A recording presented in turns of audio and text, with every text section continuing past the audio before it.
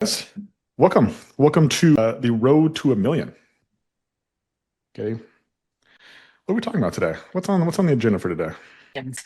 Distractions. Yes, we're going to be talking about distractions, guys. These are the things that yeah, they're invisible. They're hiding right in front of you. They're the things that are stopping you from either getting to $1 million business or continuing to grow your $1 million business. Yeah, this was a fun one to think about it and to put together, because I mean I've done all these things, and so as much as some of you guys might feel that I'm talking to you or that I'm coming at you today, you might feel offended. Like I assure you, it's like these are just me yelling at me, and if you feel it, then cool. Then you also have an opportunity to become aware of it, and then so you can become aware of it, and then you have the choice whether you want to change it or not. And I think that's the goal. Is like I'm not going to tell you do these things or to stop doing these things. I'm going to make what is invisible, what is hidden. My goal is to bring it to light, and you get to make the choice whether you want to change your behavior or not. And I think that's actually just my coaching style in general now, because I did it the other way in the past, where I wanted things more than I wanted people to change more than they wanted to change. And I just realized that just created resistance. It just created a pushback, and I just have found far more success in just making people aware and just giving people the opportunity to not feel like they're a bad person for not being aware of these things or for doing these things, and then just like letting them know that they have the choice whether they want to continue to do what they're doing, or you have the option to make a change. And if your guys' goal is to grow your business, to move it from whatever revenue mark you're at to get to $83,000 a month, or if you're already doing $83,000 a month and you want to get it to $166,000 a month, then let's make these invisible, these hidden, these not so obvious distractions.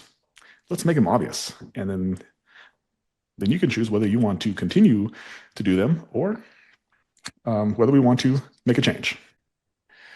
All right, guys. Katie, are we going to get into this right away, or should we push people to the podcast? We should definitely push people to the podcast.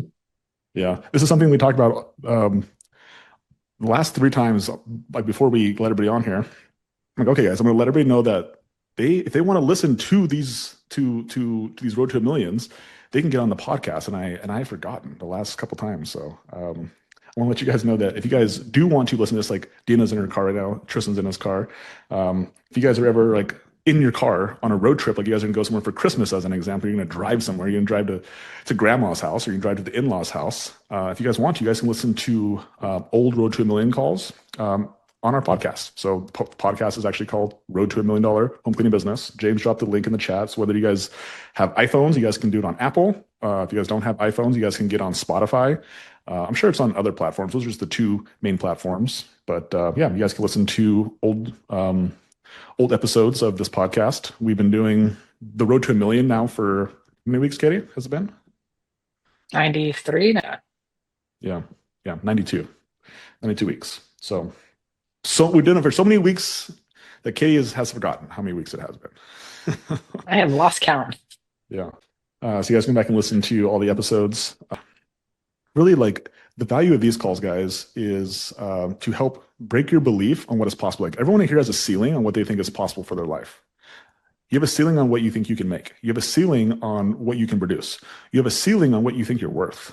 And I think the goal for this call is to help make that ceiling go up to where eventually what you think is your ceiling becomes your floor. And that's just where you start at, is what once you're like, wow, I couldn't even believe that I got there. Now that just becomes like your starting place. Yeah. One of the cool things that just happened right before this, so we have our Mesa Vision call. All eyes on that call. We started Mesa 5-star cleaning in March of 2024. So it's been about 20 months that we started that business. 0 clients. This week, Katie, what is that business starting the week out with on the books for revenue? 20,000. And like to me, that's crazy, right? So that's over $1 million run rate. And that was like a goal that we had for so long, was hit $20,000. And now it becomes our starting place. And we've last outside of Christmas or outside of Thanksgiving, we've done over $20,000 for the last like 5 weeks in a row. And so now what was once our ceiling is now just where we start at. It's pretty exciting. It's pretty exciting in a sense that like something that was like once thought unimaginable. We started something from zero. Katie did the very first clean. I sold the very first clean. We did $400 in week number one of Mesa 5-star cleaning. Now, 20 months later, 92 weeks later, that business is starting the week out with $20,000 in the books. And Elia is out there doing math problems and showing the team how they can get to $28,000 this week if they just fill all the spots. It was awesome. It was awesome. And so I think like that's really the goal of this call, guys, is for you guys to just like make your ceiling go up, just like raise the bar on what you guys think is possible. And next week, I'll talk about this a bit more next week, but next week is my anniversary. Katie, what anniversary is it? Entrepreneurial anniversary. Yeah. So 12 years ago, next week, will be 12 years since I started my very first business, which was a gym. It was December 14th, 2013. My ceiling, guys, for the first 3 years was $5,000 a month. Like that was the most I could make. That was what I thought was possible. I was like, there was no way I could make more money than $5,000 a month for 3 years. And I think one of the reasons that I really enjoy doing this call is because I just think about like if I had a resource like that when I was first getting started, I would have found out faster that I could make more than $5,000 a month. And I think that's really the reason why I like doing this call. It's why I enjoy this call. It's why I spend a lot of time doing this call. Outside of even the call itself, is basically doing it for my younger self. I'm making it for Logan, 12 years ago, at 25 years old, who's just naive but hungry. Man, I wanted it so bad, and just had no skills and no direction, but I wanted it. So, like, I know there's a lot of people who are on this call right now who want it. I can tell because you guys show up, you guys are consistent, you guys are here, you guys want it. And I just want this to be a resource for you guys to be able to have direction and to raise your belief on what is possible. Right? To believe that you can make more than $5,000 a month, you can make more than 10,000, 20,000, whatever your ceiling is right now that you have, like it can go higher, right? Yeah. And that's the goal. That's the goal for this call. And one of the things that we're going to talk about how to increase that ceiling is let's stay focused. And one of the ways to stay focused is we just got to stop being distracted by things that are stopping us from growing. And so let's get into it today. Okay, we're going to talk about the 12 invisible distractions that are stopping people from growing a $1 million business. Also, yeah, you guys can engage in the chat. You guys can talk. You guys can be active on this call. You guys get more out of it. Julia is always very active on this call. That's why it's not why Julia has a big business, but it's just one of those, it's not a causation, but it's a correlation. And so the more active you guys are on here, the more that you guys participate, you guys have cameras on, like the more you can be a part of the call, then the more you'll get out of the call. So that's another good little tip as well for you guys is cameras on, engage in the chat, smile, look at your neighbors, like laugh at jokes, even if they're not funny, guys, laugh. Okay. Makes me feel good. But really, the more you guys give feedback in the chat, Katie's in the chat. I look at the chat as well. Ironically, the less distracted you are. Yeah, exactly. The less distracted you are outside and the more focused you are right here. Exactly. So, okay, let's do it. So we're going to be talking about the 12 invisible distractions. I actually have one bonus one that I came up with this morning. And I'll actually share the story behind that one. But let's get into number one.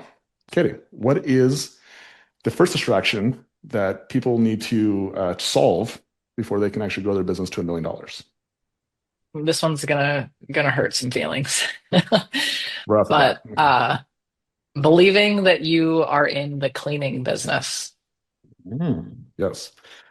So don't be distracted that you're in the cleaning business. I think this is like one of the biggest mistakes that I see people make is they believe that their job is cleaning, that their service is cleaning. And I can tell you guys this right now. And this is where you have to like, you gotta, you gotta be able to actually just like see it for what it is, and rather than what you want it to be. Is like the reason that Katie and I have grown really fast is because like we're not cleaners. We haven't ever thought about this as a cleaning business. We just saw it as a business that provides cleaning as the service. If you guys understand that, like this is not like you're not in the cleaning business, but you're in the business of delivering a five-star experience to cleaners and clients. Okay. And that's the part that we got to understand. And so, what does it mean, Katie, to deliver a five-star experience for clients? Okay. What does that look like? Yeah, serving them. So listening, um, responding to them in a reasonable amount of time, ideally under 5 minutes. Like if somebody calls you, answer the phone. Easy scheduling over the phone. So in the beginning, I think people a lot of people create a lot of friction for clients, and you want to remove as much friction as possible. Have a risk-free guarantee. So Yeah. if you don't Let like the me let me service, come into your home and let me do a walkthrough. Let me spend 30 minutes coming to your home and give you a quote that you're going to say no to. That sucks for both them and for you. Schedule the freaking clean over the phone. Okay. What's the next one, Katie? risk-free guarantee. If you hate the service, we'll give you your money back. Yeah. How many of you guys actually would do that slash have done that? If somebody's not happy, how many of you guys have given people's money back? Raise your hand. Cool. So then just like tell people that. Like let people know, especially the first time. It's like, hey, and just so you know, if for some reason you're not happy, I will just give your money back to you. You'd be surprised at how much trust that builds in people. When you show them, you tell them that like you prioritize their experience over their money. Okay. Because we are not in the cleaning business. We are in the delivering a five-star experience business. That's exactly right. That's exactly right. Okay. What else, Katie? How else can we deliver a five-star experience to clients? We can be fast response. We can answer the freaking phone, right? We can answer the text messages. And it's really hard to do that if you're out cleaning all the time, which makes it really difficult. If you're a cleaner, we can do phone sales. We can give them guarantees. What else? How else can we deliver a five-star experience? Yeah, have social proof. So they need to trust you. And if you don't have a reputation, harder to trust. So go out there and build some Google reviews, get some referrals. Social Yeah. proof is huge. Yeah. How many guys before you guys buy something on Amazon, you at least look at how many stars it has, how many reviews it has? Like I Every will time. never buy anything. I will never buy anything that doesn't have any reviews behind it. Like I don't like I will like I'm just I mean I'm a creature of security just like anybody else is, and I will actually buy the thing that actually has maybe it doesn't have to have the most reviews, but like that's probably where I'm gonna look. Like if it's not the most reviews, it's gonna be top two or three. Okay. It just allows you to know that like the decision that you make, there's a high probability that if others have had good taste with it, I will also have a good taste in my mouth after the experience too. Okay.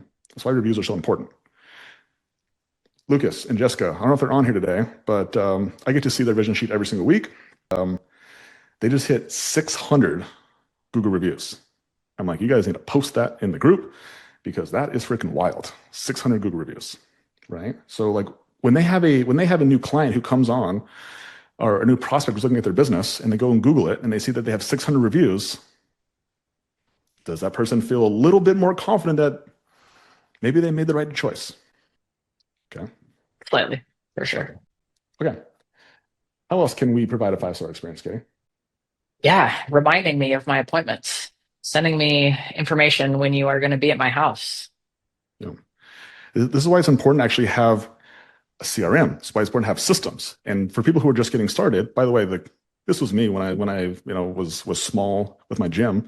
Like I didn't have a CRM, I didn't have systems, I didn't have like it was just me, my Google Calendar, and I would text people manually, right? But like that's not how you deliver a five-star experience. You have automations, you have systems, you invest in softwares, you invest in systems and even sometimes people who do these things for you, right? Speaking of systems, what's the next one, Katie? Yeah, simple invoicing and credit cards. I will not buy from you if I cannot easily pay you and automatically pay you. Yeah. Well, you won't buy Okay. from them again. You might buy from them one time because like Yeah. that's the human nature of us. Like we're like, yeah, this sucks. I will pay you once, but I'm not going to pay you again. And so like not accepting credit cards, guys, again, one of the ways how you, yeah, you can fit in with the rest of the other poor-minded service-based businesses in your area is don't take credit cards or even worse, like charge extra for credit cards. Next one, Katie. Recurring service offer. Yeah. Yeah. This one specifically for everybody in our community. Like when we guys like when we actually give people the recurring client offer, you're delivering, I mean, you just give somebody such a good deal that yeah, that's how you deliver a five-star experience. Is like you give someone a deal for incentivizing what you want them to do. You want them to be a recurring client, so incentivize them to do so. Okay. And then Katie, what is like if we had to make this into one simple saying, like how do we deliver a five-star experience? Yeah, follow through. So do what you say you are going to do every single time. Yeah. Not when it's convenient, not when it feels good, not when you can, Yeah. every single time. Follow through. Yeah. That's how you deliver a five-star experience for clients. Right. Now, let's talk about cleaners. So again, if we understand that we're not in the cleaning business, but we're in the delivering a five-star experience business, it's for clients. It's also for cleaners. So how do we deliver a five-star experience for cleaners, Katie? This one's for you cleaners out there. This will make your heart happy again because it is important that you provide your cleaners with the product and tools appropriate to complete the job and that you always have them in stock. So you Yeah. never let them go without the duty or the tools that they need to accomplish the duty that you're asking them to. Yeah. One of your guys' jobs as the business owner when you guys have cleaners is to like make it as easy as possible for your cleaners to work as hard as possible. And by not having working vacuums or not having, you're out of supplies, you're out of magic erasers, or you're out of something, like you're just making it harder for your cleaners who already have a hard job. Like just have them, like have enough. This was this was a conversation I had with our AG Bozeman. So and this is when she was just getting started. She was saying I'm struggling with like how much to order for inventory. And she's like, I just like every time that like the cleaners come for team meeting or they come during the week, like they just wipe the shelf and I feel like we're constantly scrambling. And so I asked her a question that I'll also ask you guys. I said, how long do you think we're going to be in business for? I was like, well, I mean, I think for a long time. I was like, well, do you think we're at least going to be in business for a week, for the next week? She's like, yeah. I was like, what about 2 weeks? She's like, yeah. I was like, cool. So like, it's okay to order for more than just a week. We can order for 2 weeks. And she's like, oh, okay. Um, maybe that'll help you guys too. It's just like, understand, like you guys are going to be, like if you guys plan on being in business for at least the next week or two, like it's okay for you guys to have more than what you currently need. Okay. Okay. What's the next thing on how we can deliver a five-star experience to cleaners? Yeah, you need to teach your cleaners how to deliver a five-star experience. What do they actually need to do to make sure that that experience is delivered? This one's really good. And this is where most people struggle with is because they think it's cleaning. It has nothing to do with cleaning. I shouldn't say it's nothing to do with cleaning. One piece has to do with cleaning, but That's 25% of it. we did a whole road to a million call. And James, I'm gonna have you do some work here. If you go find the road to a million call that cleaning can't be systematized. If you go find that and you can drop the link inside the chat that way for anybody who's on here, they can go listen to that road to a million call. But we have made a whole road to a million how you can actually teach your cleaners how to deliver a five-star experience. The whole road to a million on it. Okay. James dropped the link in the chat. What's the next one, Katie? Providing clarity for them on how they can become more valuable so they can make more money. Yeah.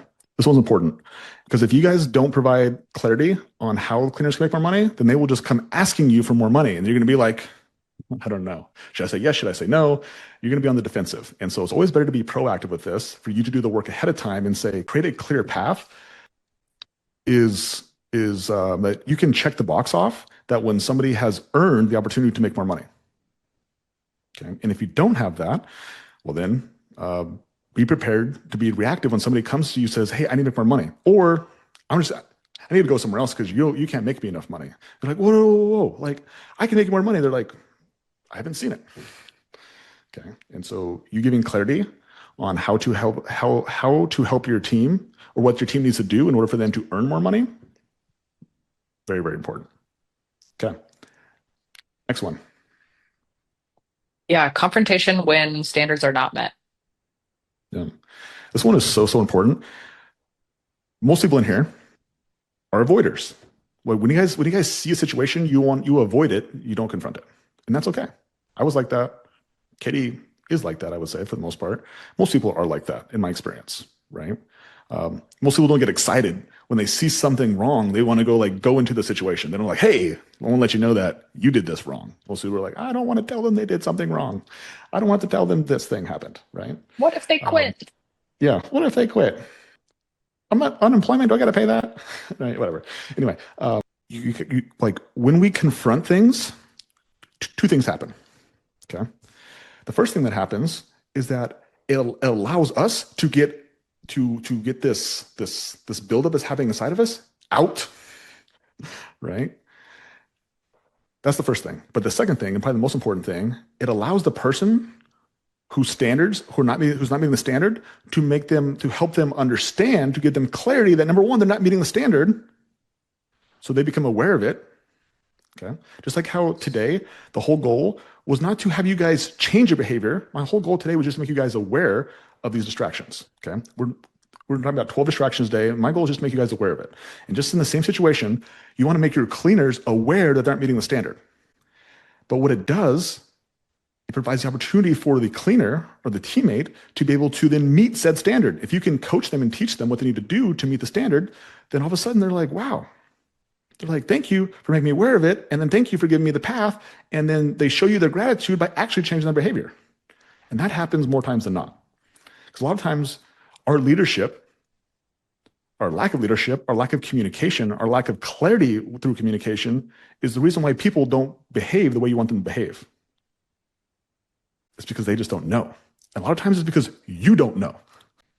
And then even if you know, you don't know how to articulate to a stranger or to someone on your team what you want them to do. Or you're too afraid, which is generally what actually happens. You're too afraid to tell them the truth, what they need to do in order to stay on the team. And it's just easier for you to avoid it and then eventually to make it their fault and then you fire them or they quit. That's what happens in most companies. Okay. Confrontation. One of the ways you can one of the best ways you can deliver a 5-star experience to your cleaners. Let them know where they're short at, tell them what they need to do to get better, and then let them decide what they want to do. That's how you deliver a 5-star experience to cleaners. And then Katie, what happens if they actually meet said standard? You reinforce it. Yeah. Yeah. You acknowledge the heck out of it. You praise them. You remind them of like, look, you were here and now you're here. Keep doing that. That's amazing. Okay. One of the biggest problems that consistent people have, people who do a good job, people who don't create problems, you know what the biggest problem for those people are? They don't get recognized. Zero recognition. That's just the way it should be. It's the way it ought to be. Why should I reward somebody for doing their job? Well, you're rewarding the person who's not doing their job by giving them all of your attention. Exactly.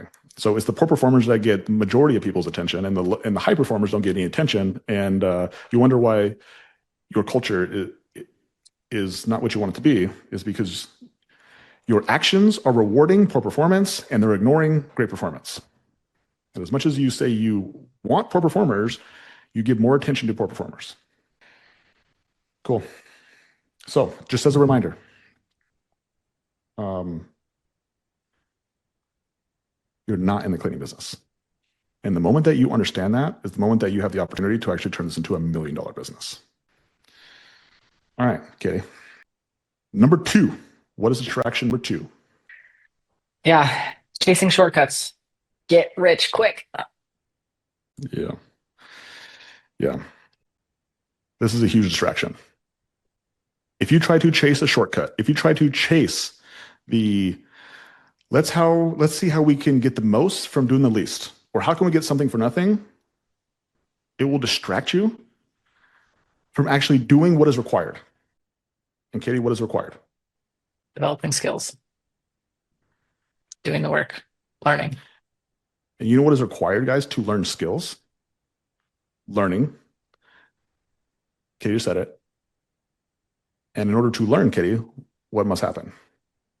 You have to be consistent. You have to get in the reps Yep. again, Yeah. again, and again.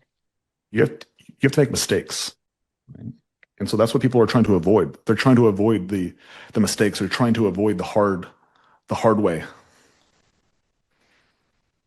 But The mistakes are signals. They're signals that yeah, you're getting closer. And if we can take that failure, that setback, that not getting what we thought we wanted, and we can learn from it, then we have the opportunity to actually master a skill or get better. But when we look for these magic bullets that are going to help us through this, it ends up hurting us more.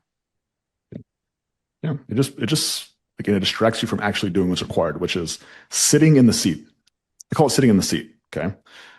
Like you sit in the seat and you get on the phone and you just call people and you get told no, no, no, no, until eventually you get a yes.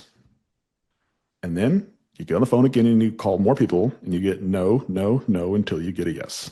And you just have to sit in the seat until you get enough yeses to fill your current cleaner schedules. And then as soon as you fill your current cleaner schedules, then you get on the phone and you start asking cleaners, say, can I give you money? Can I give you money? Can I give you money? And they generally say yes, yes, yes. And then eventually someone says no. It's usually the opposite way, right? And then you have enough cleaners who said yes, and then you got to get back in the seat and you got to get back on the phone with prospects again and ask them, can you give me money for me to clean your home? And they say no, no, no until they say yes. And that's what people are trying to avoid. They're trying to avoid that.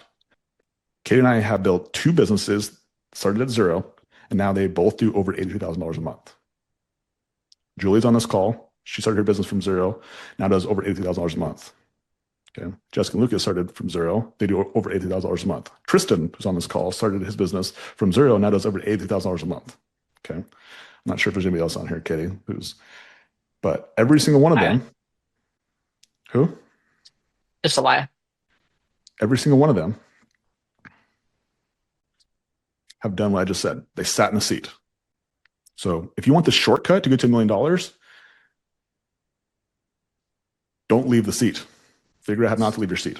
That's your shortcut. You sit in the seat. Okay. All right. Distraction number 3. This is a good one. This is going to hurt some people too. Yeah. Starting another business or another sector of the cleaning business because you're going to try to lump it under the same cleaning business. Yeah. So I see this. Yeah. This is a huge distraction. We have one business that we can't get to work. And so we think that how to solve this problem is we're going to start another business. Or we're going to start, like a subsection of the business. We're going to offer a different service, which is really a whole nother business. Whether you actually start another LLC or not is important, but like to learn how to sell one thing, how to market and sell and fulfill one thing is very hard. To then add a whole nother business or service to try to learn how to market and sell and fulfill, it doesn't solve the problem. It just creates more pain, creates twice the problems, twice the pain. And literally you're literally doing twice as much work. And here's the irony. You make even less money than you did with just one business. Because you have half the focus. Because you have half the focus. Exactly. You'll never see me tell people to start more than one business. And that's because most people don't even have one business that is actually a business that can operate without them. And so here's a good measure, guys, if you should start a second business, is does your current business, if you didn't live in the state, if you didn't run the business, would the business still grow without you? That's like a really good measure. Don't live there, don't operate it, and it grows. There's not a single person on here who could say yes to that. I should say that. There's one person on here. And that's Katie. Like, she's the only one in here who has done that. And that's the only reason that when she started her second business here in Mesa, it also has grown. And it's the reason that now we have a third business. Some of you guys don't know this, but we actually have a third business now. We bought a business a couple weeks ago in California. So we have 3 businesses. And the only reason that those businesses grow is because Katie and I are not the ones who are operating those businesses. And so for you to start a second business is a distraction. For us to start a second, third, and fourth business is not. because we have a system of how we run businesses, and it's not by us running the business. It's by us finding amazing, talented, committed DMFs. Yes, I'm not going to say what that word is on here, but if someone wants to know what it is in the chat, you guys can ask. We have DMF operators. Okay.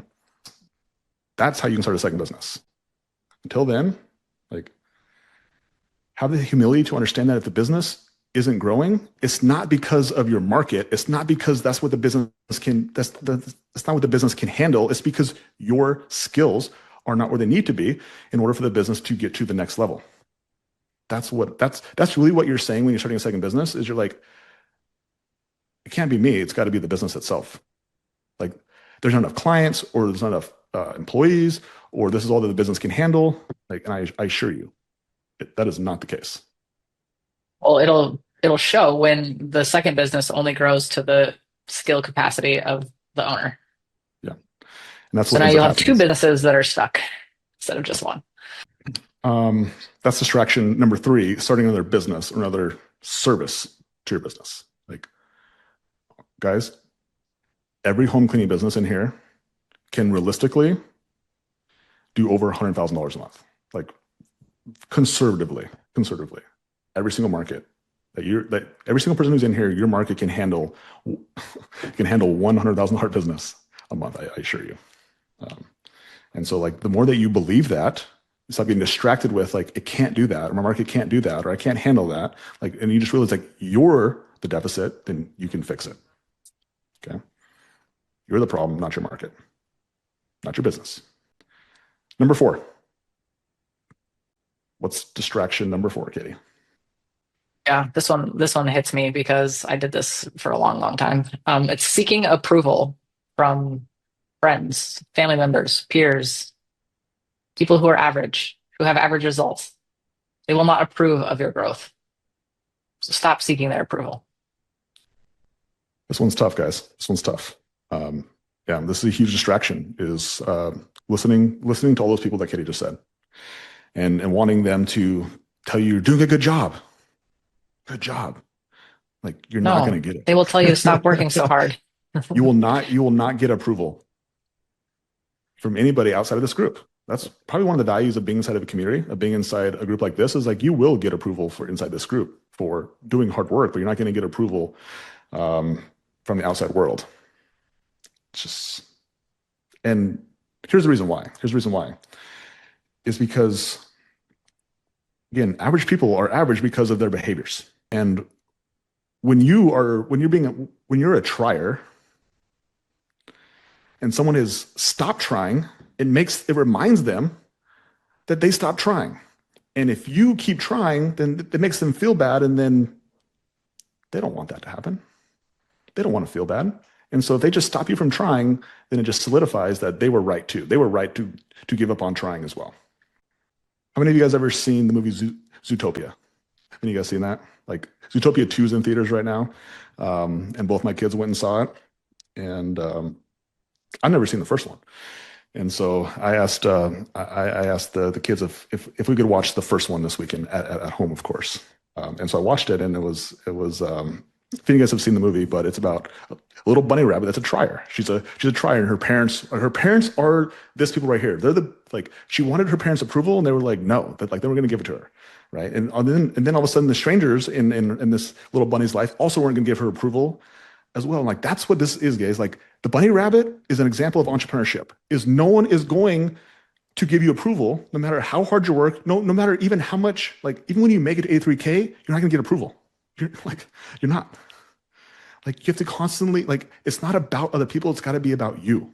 It's got to be about, you have to be confident enough to understand why you're doing this. And it's not to approval of other people, but it's to know that like when your business grows, it's a reflection of your personal growth. And so to personally grow, you must let go of people who are also not growing. They will actually hold you back. Whether it's them talking, them being naysayers, or them just not supporting you, not helping you, you need to let go of those people so you can make room for people who will support you. Okay. Which ties right into number 5. What's number 5, Katie? The person who you sleep next to must believe in you. Yeah. This one's gonna be tough. This one's tough for some people. If the person who sleeps next to you every single night doesn't believe in you, your goals, your mission, like it will be the biggest distraction. It'll be one of the biggest distractions you'll have. This is probably one of the most influential people in your life. And yeah, for either better or for worse. Right. And so, Katie, what does a bad partner look like? What does it look like? They doubt you. They doubt your goals. Yeah. They question if you're even capable of it. Yeah. This game, this game of business, guys, is already difficult. How many of you guys question yourselves constantly? Like, am I doing the right thing? Should I even be in this thing? Like, I'm not made out for this. I don't even know. Like, a bad spouse just increases those doubts. Where a good spouse, on the other hand, like reminds you that you can do this. They're effectively a cheerleader for you. They find wins for you to look at rather than be like, well, remember that time you did this? Remember that steak? Remember you did this? Remember you did this? That didn't work out. Like that's what a bad spouse looks like. Someone who creates more doubt. Someone who makes the noise that you guys already have in your head and makes it louder. It's also somebody who forces you to prioritize them over your goals. Yeah. You guys might have seen this in other relationships. Maybe you've been a part of this. This is actually this is a good definition of selfishness. This is something to write down. This is how you can tell if you're being selfish or someone else is being selfish, and also how for you to recognize when you're not being selfish, even though like it's you're making a decision that is in your best interest. And so here's the definition of selfish: is when you expect others to put your needs in front of theirs. I would write that down. That's going to be very useful for people. That's how you can tell if somebody's being selfish or you're being selfish, is expectations that other people put your needs ahead of their own. And that's what a bad partner does. Is they expect you, the entrepreneur, the business owner, to put their needs ahead of everything else, which includes the business. No bueno. Right? A lot of this comes down to like time. When I think about people's spouses creating this expectation that you shouldn't work so much, you need to spend time with your family, spend time with your kids. And I think a great spouse would actually say, like, did you win today? Did you make the revenue mark that you were supposed to? Please don't come home until you do that. Yeah. There's how many of you guys know who Grant Cardone is? Grant and Elena?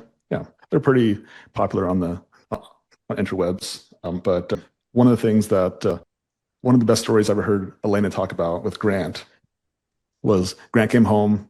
He's like, I'm having a bad day. And she's like, don't bring your bad day here. Just go back to the office.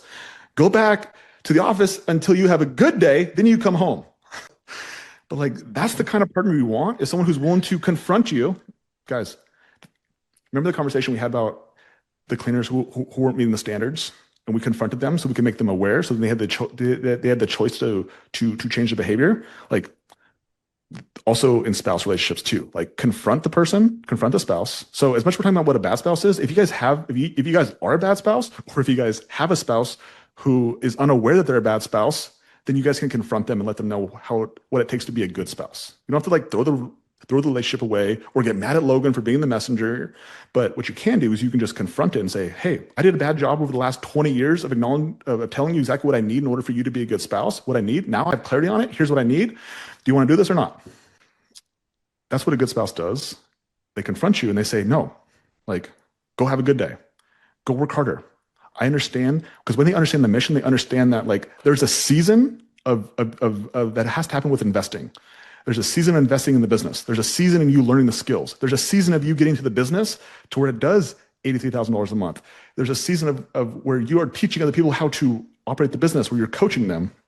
And then when you have that, when you have the skill sets of growing a business and then coaching people on how to operate your business, well, then you have more time that you can then spend with said spouse if that is a choice of yours. Then you can go coach Little League, right? You can pick your kids up from school. You can do whatever you want because you have earned that opportunity. because you have first grown the business. And that's what a good spouse will recognize, is that they're willing to sacrifice in the short term for the long term. And a bad spouse, they want immediate gratification. They want now, now, now, now, now. Which goes into the next one, Katie.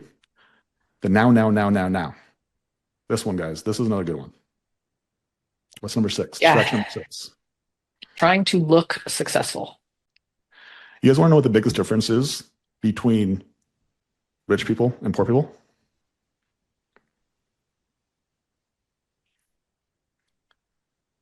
It's how they measure success. Poor people measure success on what they can buy, and rich people measure success on what they can produce. And the reason why that's a problem is because poor people, they think buying things is cool. It makes them look cool. It makes them look successful. You know, I made it. I made it when I got the car. I made it when I got the house. Like, those are things that we have been marketed to. We've been taught that that's how you make it. Because I, like most of you guys, I'm guessing, grew up poor. Not poor like poverty, but like poor mindset. Average middle class thinking.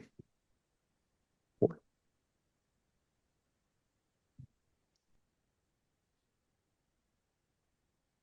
And so poor people, again, they measure success of what they can buy. I'm successful when I get to take a trip to Disneyland. When I get to buy a $4,000 fridge, when I get to drive a new car, get a new home. You know that massive 80-inch TV on the wall? Yeah, that's how you know you made it. Extravagant weddings. Those are things that poor people buy. Rich people buy those things too, but generally poor people buy those things as well, unfortunately. Well, rich people don't actually buy those things. Their assets buy those things. Mm-hmm. Said even better. Said even better, right? Poor people use earned income to buy those things. Rich people use assets to buy those things. There you go, Katie. That's exactly how it's said. Right?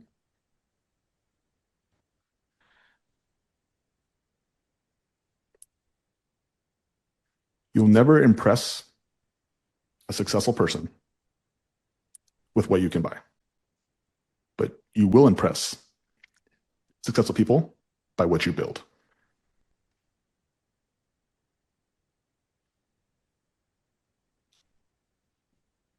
It's interesting because it's consumption versus service.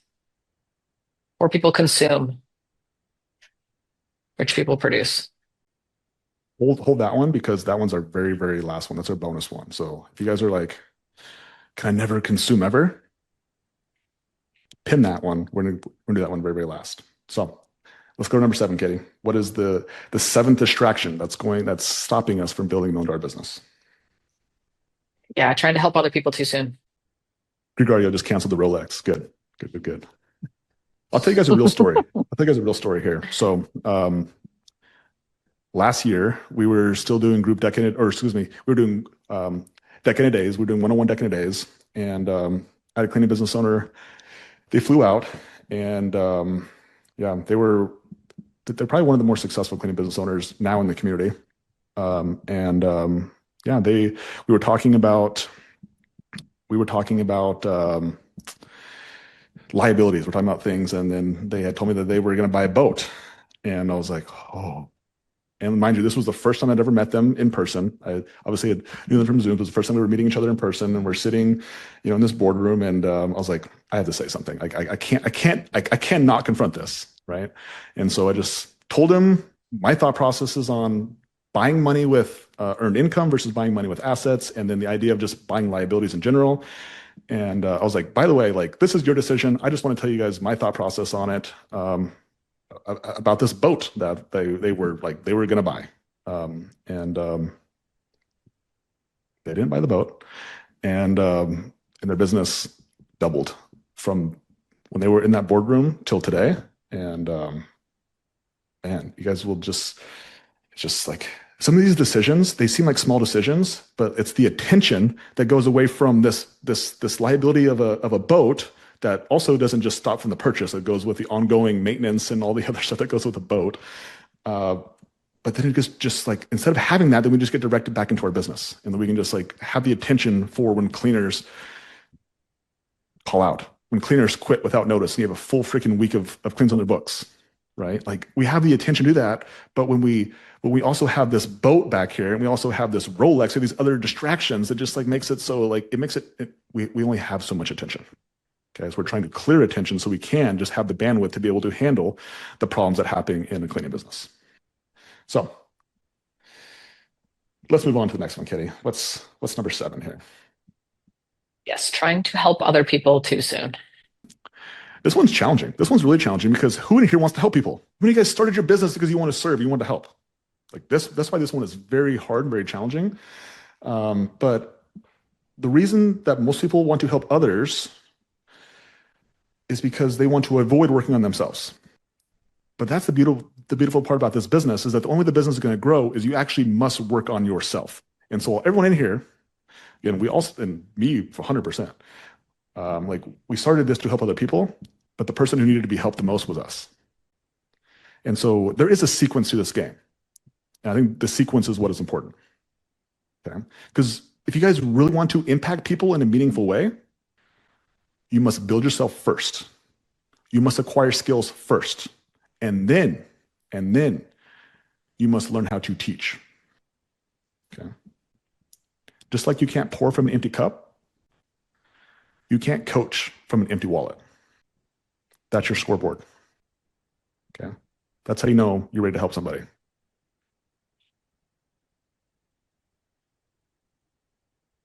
Okay. Be successful first. Whatever your definition of success is, like get that first. And then you start helping more people. Okay. Number 8, Katie. What's the 8th Being thing that's insecure distracting people? Being insecure is stopping you guys from growing $1 million business. How, Katie? How is being insecure stopping someone from growing $1 million business? because when I'm insecure, I focus on me and I don't listen. I talk instead. I overthink everything. I overanalyze. I project onto people. I judge people. Yeah. I avoid things that I shouldn't avoid.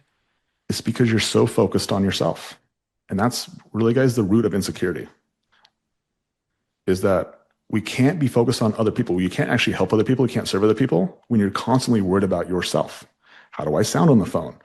What if I say the wrong thing? What do I say next? What if they tell me no? What if they tell me no? Like those are all insecurities that keep you distracted from being able to listen. Because what does somebody who's secure on a phone sound like, Katie? They listen. They serve. They solve the person's problem on the other end of the phone. They're there Yeah, to help. yeah.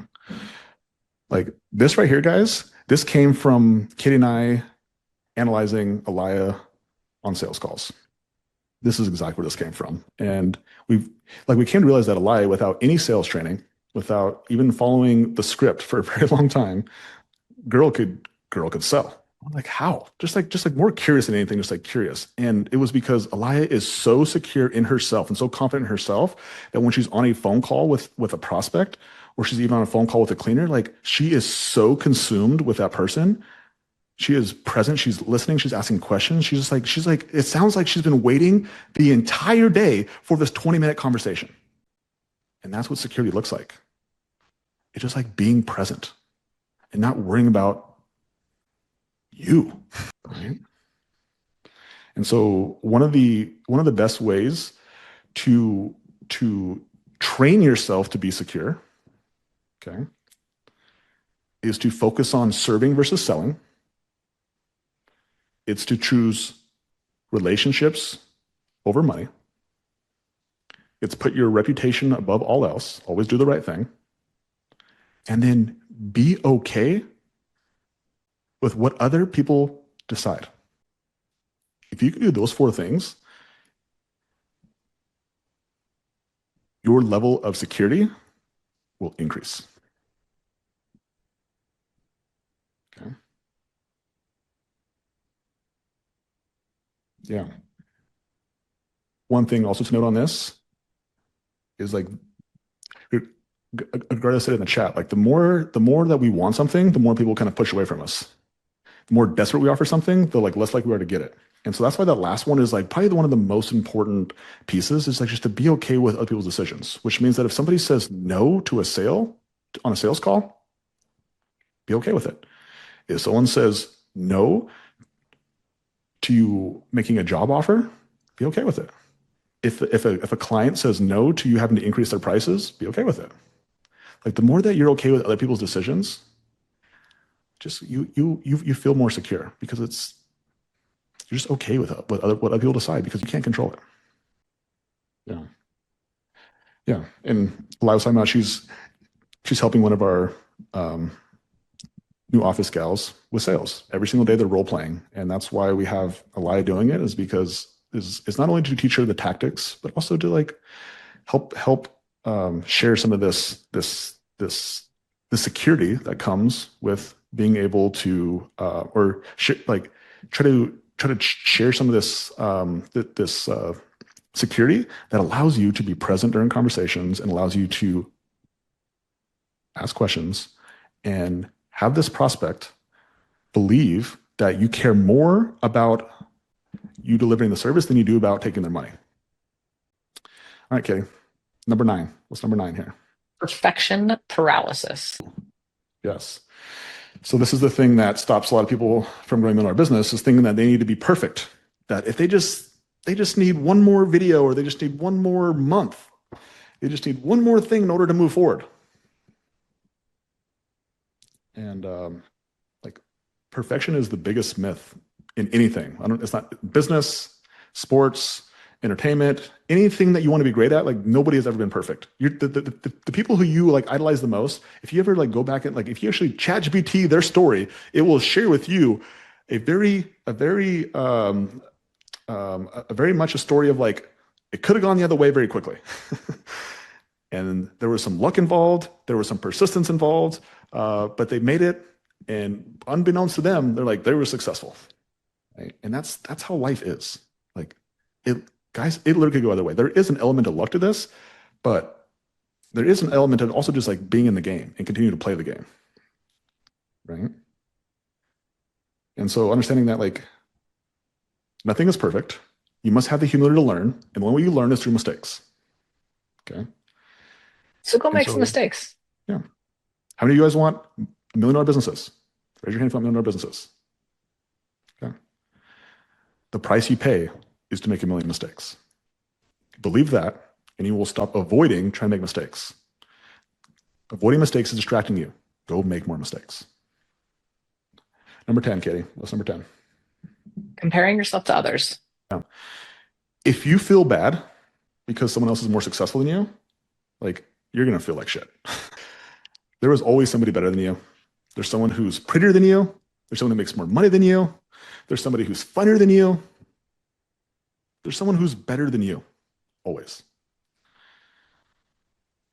And if that hurts you, like, it's tough. It's a tough life. It's tough. We can choose to let that hurt us, or like you can also choose to let it inspire you.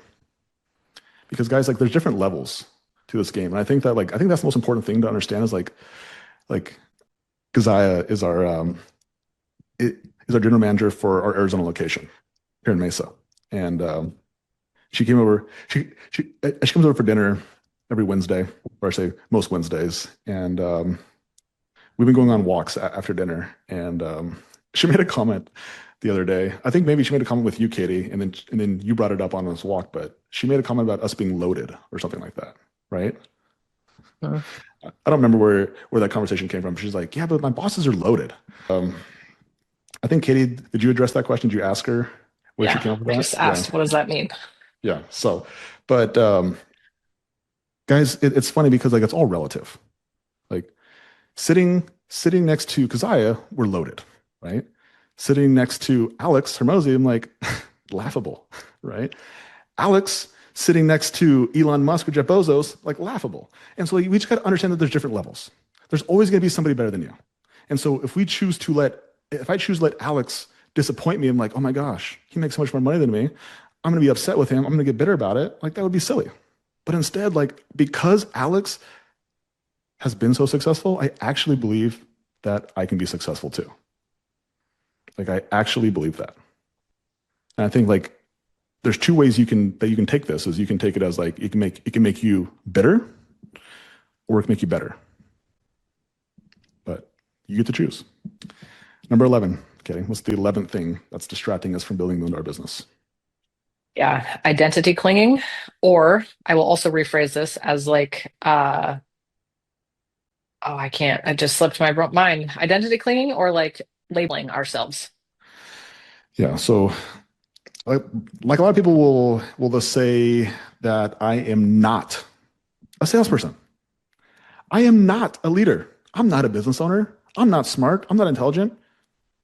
I didn't come from a business background. I'm just a cleaner. I'm just a name your name your state that you lived in. I'm just a Montanan. And unfortunately, like these labels, they're distracting. They stop you from growing. They stop you. They're a belief that you have had that you have the opportunity to now question. Does that help you? Does this belief that you say you're not a salesperson, that you're not a business leader, that you're not a marketer, that you're not someone who invests, you're not somebody who does what's required, that you're not a hard worker, whatever this identity is that you're claiming, like first question is this label helpful? And if it's not, then give yourself permission to change the label to whatever it needs to be. I can sell. I am a leader. I'm a business owner. I am smart. I actually am a pretty good learner. I'm actually pretty good at math. You know what? I'm actually pretty good at technology. Saying it is step number one. But number two is like, go create some evidence. Go create some evidence. Go on the phones. Go hire some people. Go talk to some people. Go play on some buttons. Go click some buttons. Like, go get better.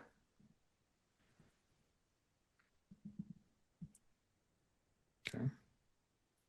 Labeling yourself as I am not the thing that you want to be, like, is not helpful. It's distracting. Okay. Yes. Awesome. All right, Kitty. Number 12. Guys, we got this is number 12, and then we got one bonus one. Okay. What's number 12, Kitty? The This is fantasy good. of balance. This one's good. This one's going to be helpful for you guys, hopefully, to make you guys aware of this. To think that you're going to live a balanced life when you are in the season of growing $1 million business is a huge distraction. It's a huge distraction. No one ever created something extraordinary like $1 million business by doing ordinary amounts of effort. It's not going to happen. There is a season. There's a season of prioritizing the business, the goal, the mission of $1 million business over everything. There is a season. You must go through that season. You cannot skip that season. It does not happen. And the more the balance that you try to have, like it just takes longer to get there. Or you might not ever get there. Because somewhere along the line, like the business has to be the priority. And by making the business the priority, what does it give you? The opportunity to what? Make other things the priority in the future. Yeah. Once the business actually gets there, yes, great point. Once the business actually gets to 83K, like then you have options. Like Julie just got off, but like we were just talking about it. Like she's like, here's my calendar. She's like, what do I do? I was like, welcome to the next problem that you have. Like now you have too much time. You went from not having any time, now you have too much time. You know what to do with it. Right? I was like, remember some of those things that you said you wanted to do, those fun things? Those things like picking kids up to school and coaching, those other things, like put those on the schedule now. Like now you get to put those things back in. Like great freaking example, right? It's back to sequence. Like you live unbalanced for a season, which gives you an option that you can live balanced into the future. Just understand that like a season of growing, like there's no balance in growth. Okay. Well, I'm going to argue even once you get to the place after where Julia has time freedom, it's still unbalanced Yeah. because now there's not as much attention on the business, but now there's more attention wherever else you want to put it. Yeah. There is no such thing as balance. Yeah. Yeah. It is a So fun. fantasy. So good. All right, guys, we have one more here. We have one more, and we're holding you guys a little bit longer here today. So this is a bonus. So the whole call today was the 12 invisible distractions that are keeping you from a million dollar business, but I actually added a 13th one this morning. And this is actually where I got this idea from. And so the idea of this call came from my frustration at Katie. Yes, Katie, the one who's on here right now, my wife, Katie. And I was like, oh, so frustrated. And like, but it was also like that frustration is what the birth of this call came from. And so this is also the 13th distraction, and probably one of the most dangerous distractions of all. One of the most dangerous distractions of all. And that's consuming. Okay. Because it feels harmless because we're taught that that's what you should do. We live in a culture where like it is a consumer culture. Okay. So whether you're scrolling on TikTok or Instagram, or you're watching your favorite sports team like you're on the freaking payroll, concerts, shopping sprees, Amazon, binging Love Island, or Love is Blind. These are all things I learned at Thanksgiving that apparently that people watch. Stranger Things, movie nights, nail appointments, Starbucks drive-throughs. Like the reality is that consuming is easy and creation is hard.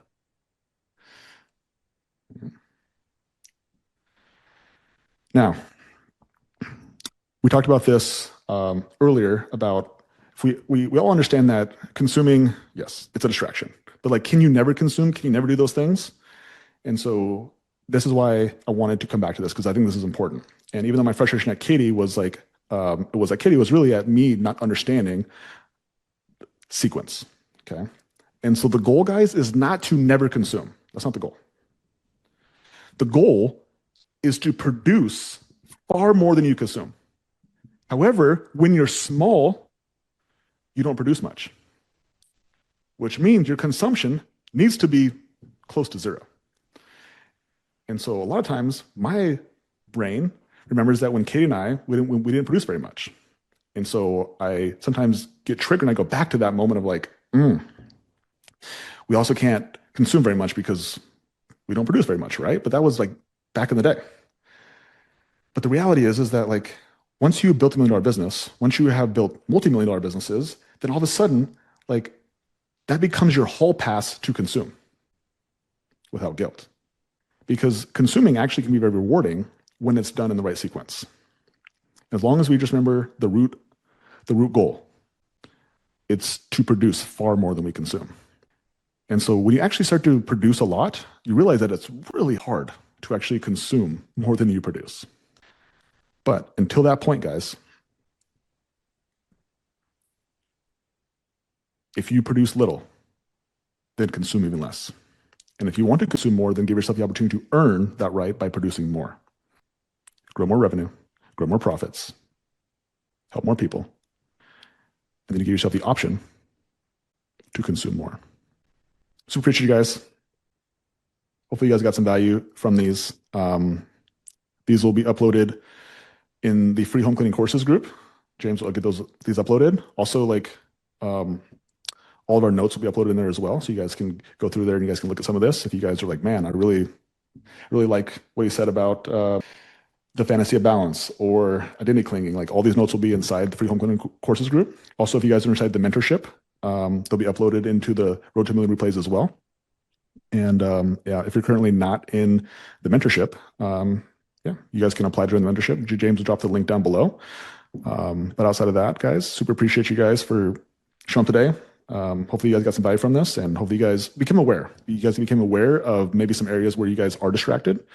And yeah, you guys have the opportunity to make the behavior change if you want. If you really want to grow $1 million business, then what is required is for you to prioritize $1 million business, which means that you have to change your priorities, you have to change your behaviors.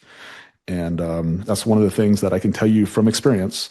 We've grown 2 businesses from 0 to $1 million. I've coached 6 other people inside our mentorship just this year to have their businesses do over $80,000 a month, and every single one of them, like, went through this same process with every single one of them. Just like telling them to say no to these things, stop getting distracted, make sure home life is good, make sure we're focused, and you do that consistently, along with marketing, selling, hiring, retaining, like all those things as well. Then you'll be like Julia and you'll be like, Logan, what do I do with my time now? Yeah, yeah. So it's possible, guys, but it's challenging. It's difficult, and again, like if you also extend your timeline to like you don't need to get these things done today; they just need to get done in the next 40 years. Okay? As long as you're alive, um, just check the boxes, knock one out, go to the next one, go to the next one, go to the next one. So appreciate you guys. Happy freaking Monday. Thank you guys for showing up today. We'll be back here next week again. And yeah, hope you guys have a wonderful week and we'll chat with you guys soon. Bye.